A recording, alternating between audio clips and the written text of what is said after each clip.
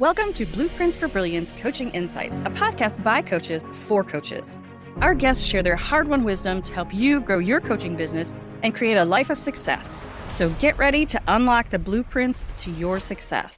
Welcome, everyone, to our new episode. We're very excited. We have an amazing guest today.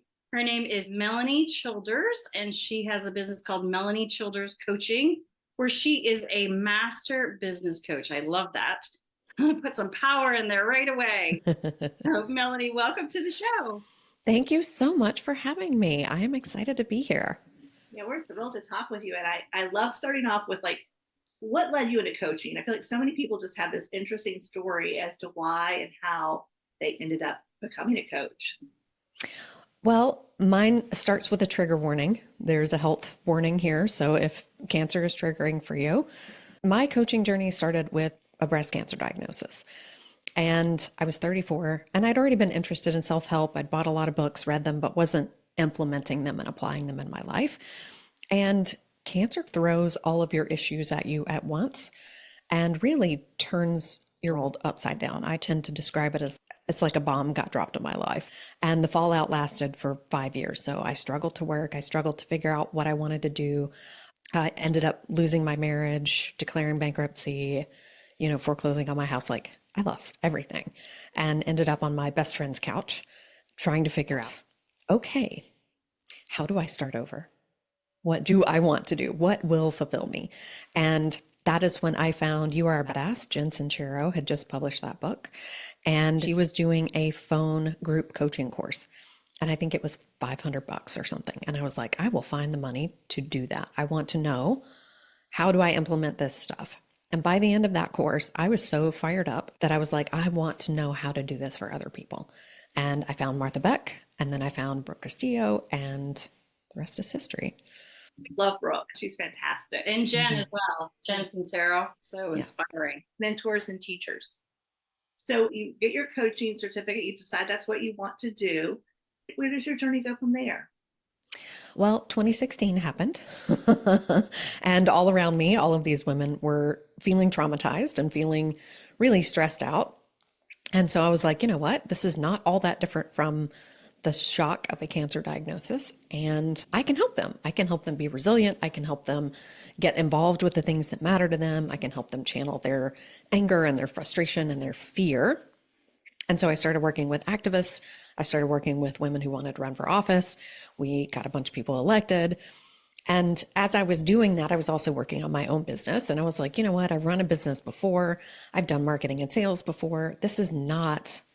Running a campaign is not different than running a business. So as that election season wound down, I was like, well, let me transition to entrepreneurs because I know this really, really well. And so I started working in businesses, and this was 5 or so years ago. And it's just been kicking ass and taking names since. It's been a lot of fun. I love that. What did you think? Did you enjoy being in politics? I did to a degree. I don't love the mind games and the power plays. And part of my work with candidates was to be the difference they wanted to see in politics. And that was something that was very up for them as well. They were very frustrated by the way the game is played, the way the sausage is made. And I was like, why don't we make your campaign and then your team, once you get elected, buck against those structures and start to play the game differently. I don't love the perfectionist pieces of some bits of the Democratic left, the progressives. I call it the curse of the perfect progressive, where if everyone doesn't line up with exactly what you believe, like F them.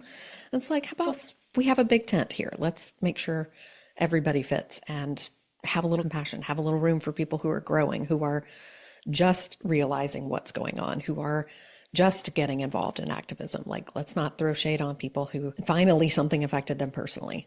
Let's invite them in and help them grow and become activists so that everybody wins. I feel like the far right and the far left are the talking points that people make. And they're the outside fringes. They're not the majority. But yet, those are the people, it almost like their voices speak for the parties, which is so wrong. Yeah. There's a lot of viewpoints on both sides. So then you transitioned into working with business owners. So tell us a success story about one of your clients. I always like to think about a client, they're always just so surprised with all the progress that they made and how things went for them. Obviously, without sharing their name, just share with us somebody you're just so proud of? Oh my goodness. I'm honestly proud of all of my clients. And I hate saying I'm surprised because I'm never surprised because I dream almost bigger than they do sometimes. I'm like, okay, I see you on stages. I see you with a passive product. I see you doing this and that and this other thing. And they're like, whoa, what the hell? So I'm never surprised, but I'm very often very proud. One of my favorite clients is a client that I worked with one-on-one who was really struggling to make the transition to selling in the online space. She had a business that sold, but required her to be there personally to do everything, to implement everything. And we transitioned her into, and she was a coach, into online coaching. But we had to do a lot of work to firm up some boundaries with her schedule. She would let clients just schedule whenever they felt like it. And I was like, then you never know and you never have control of your calendar. And so you never have control of your business. So is that what you actually meant to do? And that was the first big shift that we made for her, was establishing boundaries on getting clients to schedule every week, having them like a set time and a set day every week so that she had control of her calendar and control of her mind and control of the things that she wanted to do so she could actually reach her goals. The first couple of months we were working together, she was averaging $2,000 to $5,000 a month.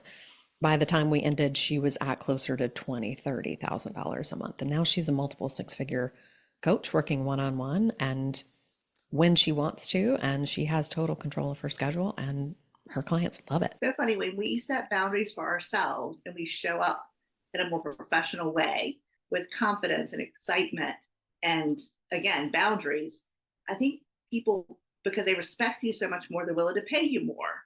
They're willing to show up for themselves because you have high expectations for them. And I think that can be really hard in the beginning of a coaching practice to realize how important that is. For sure. I totally agree. So many times, especially because this is a helping profession and there are a lot of women in this profession, and we have been culturally programmed to believe that the more that we give and the more that we nurture, the more valuable we are. And it turns out the opposite is true, that the more you boundary yourself and respect yourself and your time and your attention, the more respect people have for you and the more they are willing to pay you because they see you as an expert. They see you as an authority instead of just someone who's available all the time. No. Yeah. And as a business owner, you feel like you have control over something because sometimes you just feel like I don't have control over when my next client's coming in. But, if you can say, I know I'm not working this time or this day. I mean, we even have a really good friend who's a lawyer. And she thought there's no way that I can shorten my schedule when I have appointments because I have to go to court, I have to do this. She ended up working 4-hour week or 4-day weeks. And, she was able to schedule all her court cases at the same time on the same day. It's amazing, what you could do when you put your mind to it. Yeah. When you think about what could be possible here instead of, no, none of that is possible. You may be surprised. Do you find, because I find that when people start to set boundaries for other people, they start setting more boundaries for themselves. So they become more productive. They stop wasting time. They have a different energy around what they're doing. Do you find that to be the case as well? Oh my gosh, absolutely. I feel like boundary setting is the key to not leaking energy. And I say that in a way that maybe not everyone understands, but what I do mean is that when you set boundaries for yourself, you're no longer giving all of your mental energy away because you don't know where to direct it. Whereas if I'm like, okay, today, this is all that's on the to-do list is these top 3 items. I don't need to worry about these 50 other things that eventually need to get done because I'm going to plan them. I'm going to focus my intention and my attention and my energy here. Then you have more later because you aren't worrying and thinking about all the things you should be doing when you're doing what you actually intend to do. Yeah, I love that saying, if you want something done, ask a busy person. And right before this interview, we were just talking about, we have a really packed day on Tuesdays because we have 3 podcast interviews and a coaching call, and then I'll usually take another call or 2. And I'm like, I am so productive on these days because I just have short amounts of time between, being on Zoom. And so I just get everything done super fast. I get up on Tuesdays, like you said, knowing exactly what I'm going to knock out. And then I have all these little tasks that I know that I can do between calls. And I think it's so interesting that when we're busy, we're often more productive because we don't let things, I always say it's like the elastic waistband. If you have an elastic waistband, you can just eat whatever you want, kind of expand into that size. Where if you're wearing something a little bit more contour, then you're not gonna, be able to shove all those chips in your face. I think it's kind of interesting that, when we have a container of space for what we need to accomplish, we make it happen. Yeah, I love that. That's definitely how I run my days, is like there are days when I don't work. So yesterday I was sick, so I just didn't work. And then today it's like, okay, I'm feeling better and we're going to knock X, Y, and Z off the plate and we're going to move some things around. And so there's some flexibility in my calendar, but there's also like, and this is what's getting done this week. Yeah. Figure it out. Yeah. Jeanne flew in on Sunday night. I picked her up at the airport. So we got up early yesterday and we just hit the ground running. And we both had appointments. We both had a lot to get done. And at noon we were done. And so we were able to sit by the pool and have lunch and relax. We were talking about business, but kind of big picture. We weren't doing any getting work done. We were just having great conversations and dreaming and visualizing. And I think that's so important for entrepreneurs, is to have that space too. And it's really easy to do when you're floating around in the pool in the sunshine, surrounded by palm trees. Exactly. I love that. So I was going to ask you a little bit about how you work with your clients. Do you typically work like one-on-one? Do you do group? Do you have courses? Oh my goodness, I do it all. I have DIY courses. I have mini minds that have some access to me. I have a accelerator, and that is a group program. And then I also do one-on-ones. But I started with one-on-ones and I really wanted to learn how to sell that really well. And then once I had more demand that I had capacity, I moved to group.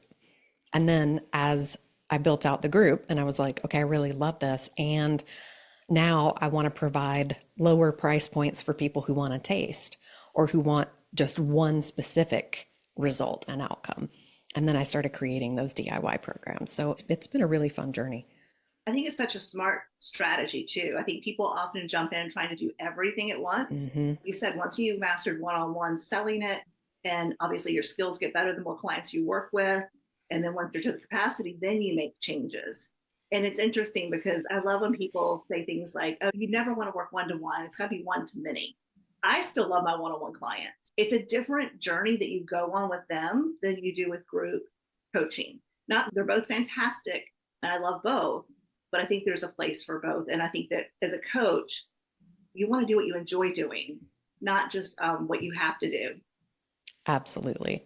And I think the one-to-many when you're first starting out is misguided. We're assuming that you can sell to many people. When most people, when they're first starting out, they're looking at the gurus and the influencers and they're like, okay, they're talking to everybody about everything. But when you are just starting out and you are running a small business and you don't have that massive amount of followers and influence on your own, the fastest way is actually to start very small and very specific. So you work with a specific audience on one specific topic. So I actually encourage people to double down on a niche and get 2 times more specific than you think you should and make your money there and then broaden back out when you have more people following you, when you've made more money, when you have more experience, and you can start offering things to more people. I think so many people do it backwards because they think if I want a lot of money, I have to serve a lot of people. And it's not actually true. It's actually easier to serve a lot of people once you have made a lot of money doing one thing. That's incredibly powerful. And I think we actually have a video on our channel that it's like, creating a course is easy, selling it is hard. Yeah. All these people are like, we could create a course every day if we wanted to. Like we could, blow out a course creation every day. But what really takes the time is selling it, writing all your copy, making sure the audience is aligned, running your ads, whatever you choose to do. Recording your videos. Yeah. So I think that when it comes to course creation, I do feel like in the coaching space, people are often sold a bill of goods. They're like not really told the truth. And I also think when you've had a lot of one-on-one experience and then you move to group, it makes it so much easier to create a recorded course because you have real feedback, you have real proof, you have real traction. You see what people struggled with so you can teach it better. And I think that's really important. And in the coaching space, honesty and integrity are really important. And I can tell that's where you're really talking to people about getting very clear on who you're going to talk to, double down on it, and make it happen. I think that's great advice. Yeah. And I think so many people get confused because, yes, in the selling of something, there's all the things that go into launching and selling, but there's also the piece that goes before. That's the marketing research. That's the message research. That's making sure that you have an audience that's ready to buy what you're selling. And when it comes to, people have been sold a bill of goods, it is easy to make money as a coach. It might not be as easy as the marketing says, but it can be very easy. But there's also a lot more that goes into it. So you have to know, who am I talking to? And you have to decide and get very specific. And I think that's where a lot of people stay in confusion because they're scared. I don't want to hone down on one niche because what if I miss out on all of this? I don't want to just talk to this one group of people because what if this other group of people gets mad? And so I think that's why I get to be that example, because I was like, nah, my line in the sand was in 2015. I was like, here you go. This is it. I'm not working with people over here. I'm not working with people over there. If you don't like it, get off my page. I love you anyway. I'm only talking to these people. And that was easy for me because it was personal and it was political. And not saying everybody should do that, but one of the most powerful things that you can do is decide boldly who you are talking to and draw that line in the sand for yourself. If you could give everyone, every coach out there, one piece of advice to help make the world a better place, because I do feel like that's what coaches want to do. They generally want to help and serve, and they do want to make the world a better place.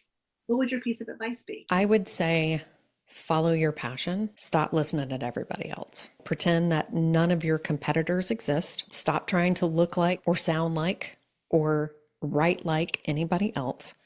Just bring your whole personality to the table and bring your passion, because the thing that you started your business for is what the world needs. Wow, I love that. So if people want to get a hold of you or talk to you about your products and services that you offer, how should they reach out to you?